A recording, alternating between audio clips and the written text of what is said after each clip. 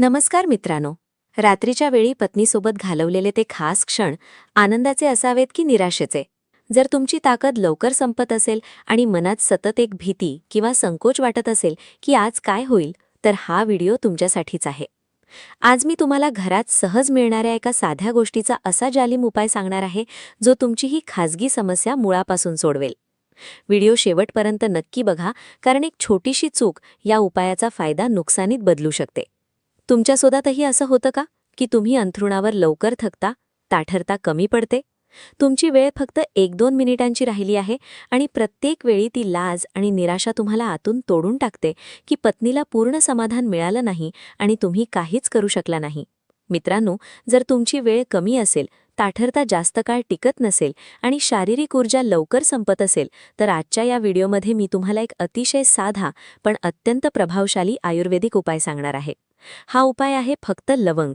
घरात प्रत्येकाकडे उपलब्ध असलेली लवंग जर योग्य पद्धतीने वापरली तर तुमचा कालावधी वाढवू शकते, ताठरपणा वाढवू शकते आणि अंथरुणावरील तुमची कामगिरी कोणत्याही औषधाशिवाय किंवा दुष्परिणामांशिवाय अनेक पटींनी सुधारू शकते. पण लक्षात ठेवा, चुकीच्या पद्धतीने वापरल्यास फायद्याऐवजी नुकसानही होऊ शकतं. आज मी तुम्हाला सांगणार आहे की लवंग वापरण्याची योग्य पद्धत कोणती आहे, ती कधी आणि कशी वापरावी जेणेकरून तुम्हाला खरा फायदा मिळेल. नमस्कार मित्रांनो, मी आहे डॉक्टर संगीता जाधव. आज आपण पुरुषांच्या सर्वात सामान्य समस्येवर बोलणार आहोत, शीघ्रपतन, कमी वेळ आणि कमकुवत ताठरता. लवंग हा एक साधा मसाला वाटतो, पण आयुर्वेद आणि आधुनिक विज्ञान दोन्हीही याला खूप शक्तिशाली मानतात. लवंगेमध्ये युजेनॉल नावाचा एक अतिशय मजबूत अँटीऑक्सिडंट असतो. याशिवाय यामध्ये मज्जातंतूंना शांत करणारे घटक, फ्लेवोनॉइड्स, मँगनीज, जीवनसत्व क आणि कॅरिओफायलिन सारखे घटक आढळतात. हे घटक दोन मुख्य कामं करतात. वेळ वाढवणे. गुप्तांगामधील ज्या नसा खूप जास्त संवेदनशील होतात, त्यामुळे लवकर स्खलन होतं. लवंगेतील मज्जातंतूंना शांत करणारे घटक ती संवेदनशीलता कमी करतात. परिणामी वेळ वाढतो आणि शीघ्र पतनाच्या समस्येवर नियंत्रण मिळवता येतं. ताठरपणा वाढवणे.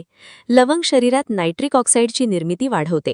यामुळे रक्ताच्या बारीक नसा रुंदावतात, रक्तप्रवाह सुधारतो आणि ताठरता जास्त मजबूत आणि दीर्घकाळ टिकते. संशोधनही हे सिद्ध करतं की जे लोक लवंगचा योग्य आणि नियमित वापर करतात, त्यांच्या वेळेत आणि ताठरतेच्या दर्जात मोठी सुधारणा दिसून आली आहे. चुका आणि योग्य पद्धत. पण सर्वात मोठी चूक इथेच होते. बहुतांश लोक लवंगचा चुकीच्या पद्धतीने वापर करतात. काही लोक तिला रिकाम्या पोटी चावून खातात, काही लोक तिला थेट पाण्यासोबत गिळतात. यामुळे फायद्याऐवजी नुकसान होऊ शकतं, जसे की आम्लपित्त, पोटात जळजळ किंवा त्रास. मग योग्य पद्धत कोणती आहे? लवंगचा योग्य वापर टप्प्याटप्प्याने. 1. कधीही रिकाम्या पोटी लवंग घेऊ नका, नेहमी जेवणानंतरच घ्या. 2.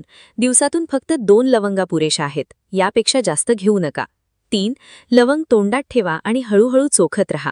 कमीत कमी 20 ते 30 मिनिटे चोखा, जेणेकरून त्यातील सर्व अर्क बाहेर पडेल. त्यानंतरच ती हलकेच चावा आणि गिळून घ्या. या पद्धतीने लवंगातील सर्व फायदेशीर घटक हळूहळू शरीरात जातात आणि आपलं काम करतात. रिकाम्या पोटी किंवा लवकर चावून खाल्ल्यास आम्लपित्त होऊ शकते. त्यामुळे ही पद्धत खूप महत्त्वाची आहे. फरक आणि आवश्यक उपाय. कोणतीही गोष्ट एका आठवड्यात जादू करत नाही. लवंगचे खरे फायदे 4 आठवड्यांच्या नियमित वापरानंतर दिसू लागतात. 2-3 महिने सतत वापर केल्यास वेळेत आणि ताठरतेत चांगली सुधारणा दिसून येते. त्यामुळे संयम ठेवा आणि दररोज योग्य पद्धतीने हा उपाय चालू ठेवा. आणि चांगल्या परिणामांसाठी या गोष्टी नक्की पाळा. दररोज 30 ते 40 मिनिटे चाला किंवा व्यायाम करा. पेल्विक स्नायूंना मजबूत करणारे व्यायाम रोज करा. तणाव कमी करा आणि चांगली झोप घ्या. बाहेरचे पदार्थ आणि जास्त तेलकट तुपकट खाणे कमी करा.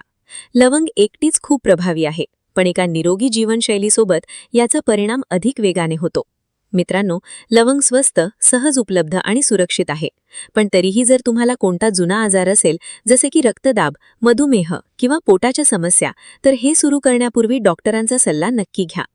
कमेंटमध्ये नक्की सांगा की तुमची ही समस्या किती काळापासून आहे आणि तुम्ही लवंगचा हा योग्य मार्ग आजपासून सुरू करणार आहात की नाही. मी भेटते पुढच्या व्हिडिओमध्ये. तोपर्यंत स्वतःची काळजी घ्या.